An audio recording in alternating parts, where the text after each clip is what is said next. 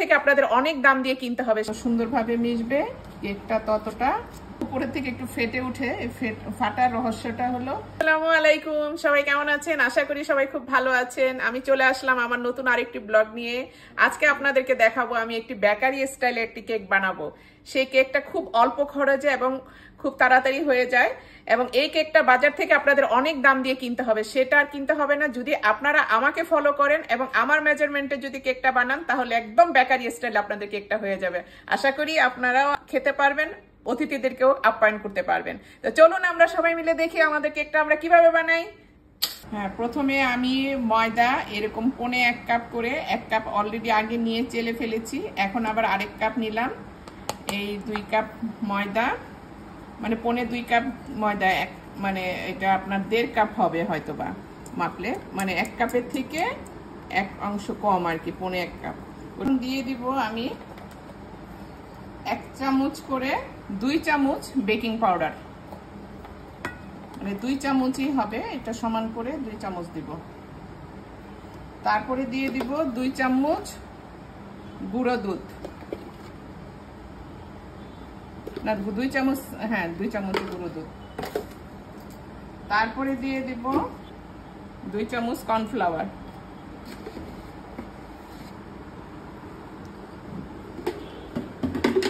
এখন আমি এই জিনিসগুলো একটু ভালোভাবে মিক্সড করে নেই। একটু সুন্দর করে মিক্সড করবেন যাতে সব জিনিসগুলো একসাথে মানে মিশে যায়। যত সুন্দরভাবে মিশবে কেকটা ততটা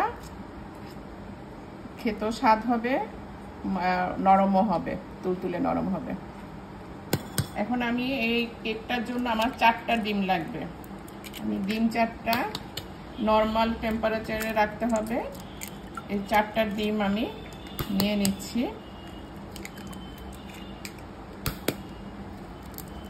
এখন এই 4টা আমি বিট করব।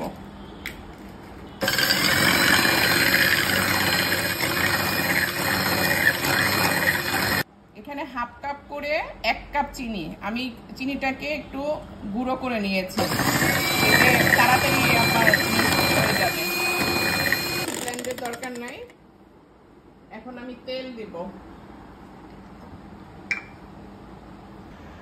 এখন আমি 1 কাপ সয়াবিন তেল দিয়ে দিচ্ছি। চামচ এসেন্স দিয়ে দিব।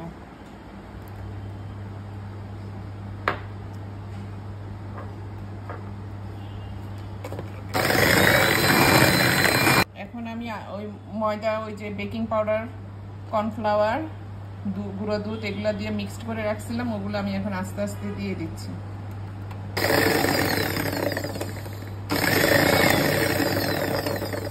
কেকটা দেখেন, প্লেন কেক তো, প্লেন কেক এতটা থিকনেস থাকবে না, এটা ঘনত্বটা একটু পাতলা হবে।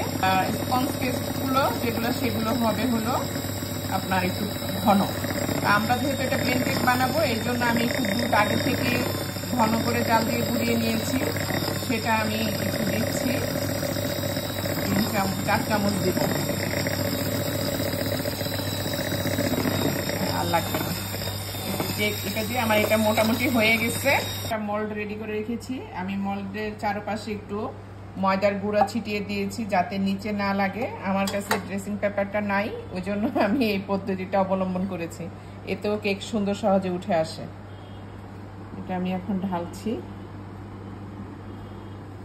বেকারিতে কেকগুলো উপরের থেকে একটু ফেটে উঠে, ফাটার রহস্যটা হলো কেকটা যখন আপনি ট্যাপ ট্যাপ করে তারপরে আপনি উপরে একটু পানি দিয়ে আঙ্গুরগুলো ভিজিয়ে তারপরে এরকম করে দিয়ে দিবেন, এতে কেকটা ফেটে উঠবে। ওভেনে করব, ওভেনে ঢুকিয়ে দিচ্ছি। আমি চুলায় করতে পারতাম, কিন্তু আমি আজকে ওভেনে করি, সবসময় চুলায় করি।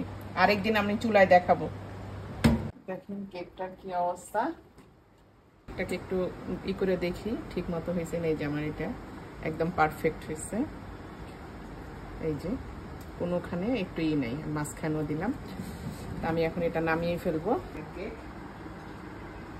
একদম বেকারির মতো দেখেন, এই যে মাঝখানে সুন্দর করে ফেটে উঠছে। এখন একটু ঠান্ডা হলে আমরা খেতে পারবো এটাকে। আমি এটা কাটছি, গরম তারপরে কাটতেছি, অনেক গরম। আরেকজনে বসে আছে ভিডিও করতেছে, খাওয়ার অপেক্ষা করতেছে। দেখেন এটা কতটা সফট, কতটা নরম। কেকটা কেমন হয়েছে আপনারা কমেন্টস করে জানাবেন। আল্লাহ হাফেজ।